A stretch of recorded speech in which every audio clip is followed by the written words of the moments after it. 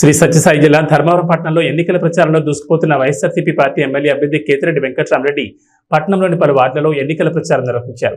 వైఎస్ఆర్సీపీ నాయకులు, కార్యకర్తలు, మహిళలు కేతిరెడ్డి వెంకటరామరెడ్డికి ఘన స్వాగతం పలుకుతూ అడుగడుగున జన నిరాధనంతో మహిళలు హారతలు పట్టి నుదుట తిలకం దిద్దారు.